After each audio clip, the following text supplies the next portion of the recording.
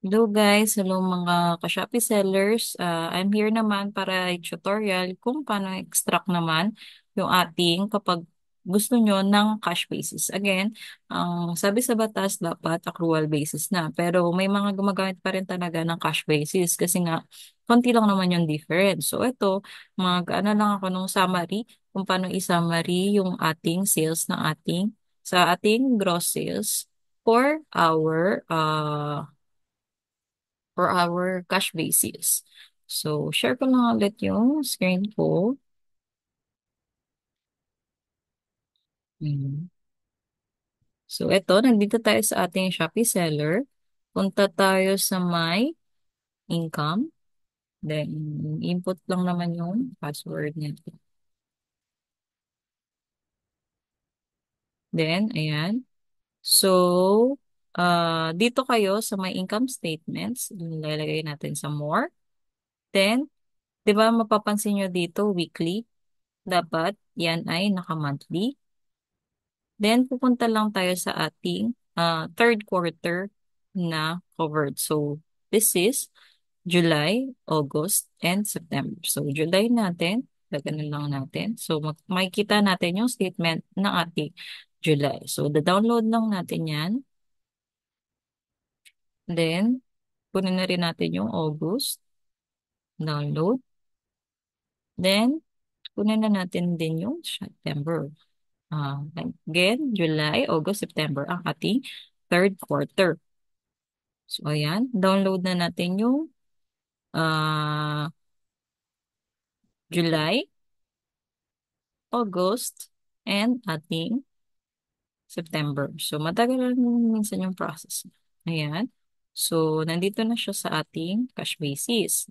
So, ayan. Gumawa na lang din ako ng Excel para makita niyo. So, ano lang ang kukunin natin sa ating grosses? Ang grosses ang mahalaga sa ating 2551Q at 1701Q. So, isa-summarize ko na dito. So, ano yung ating kukunin? Merchandise subtotal lang. Ayan, ang ating merchandise subtotal is 6769.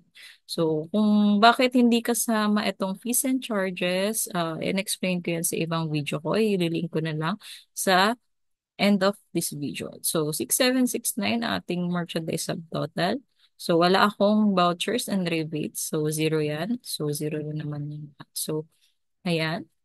Ang July ko is itong 6769. So, as you can see, small time seller lang tayo. So, ayun. Kaya tinutulungan ko na rin kayo as a small time seller na mapadali din yung ating reporting sa BIM. So, ayan. Ating August is 12,000. So, wala ulit voucher and shipping. So, again, hindi kasama ang ating platform charges. So, bakit? Kasi hindi siya allowed ng ating ah, batas. So, kumbaga ito ang fees and charges natin is etong tatlo is kasama siya sa ating ah, expenses. Parang marketing expenses, parang rent expenses natin as an online platform, ganyan siya. So, hindi siya kasama as ating ilales sa ating gross sales. So, etong withholding tax, hindi muna natin gagamitin yan. Hinihintay pa natin yung 2307 natin from Shopee. So, ayan, no? 12,543. Then, ang ating September. So, ayan lang. So, wala naman vouchers, ano, kasi hindi na nga ako. So, sobrang taas na ng, ano, ng fees ni Shopee. Hindi kami nagtaas ng, tawag dyan, hindi kami nagtaas ng presyo, pero hindi rin kami nagbibigay na ng discounts and rebates. Kasi nga, sobrang hirap na ng ah, panahon ngayon.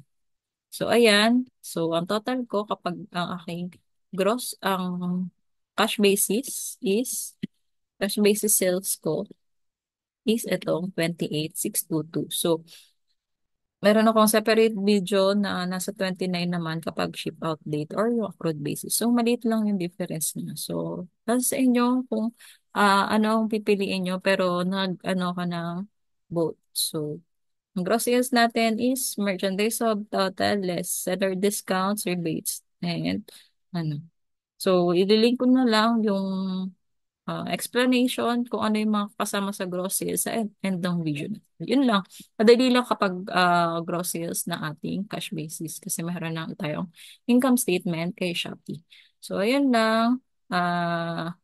Mabilis lang. So, thank you for listening and hope na mag-subscribe pa rin kayo kasi meron pa tayong tutorials regarding sa ating 2551Q and ating 1701Q for the third quarter. See you on our next topic.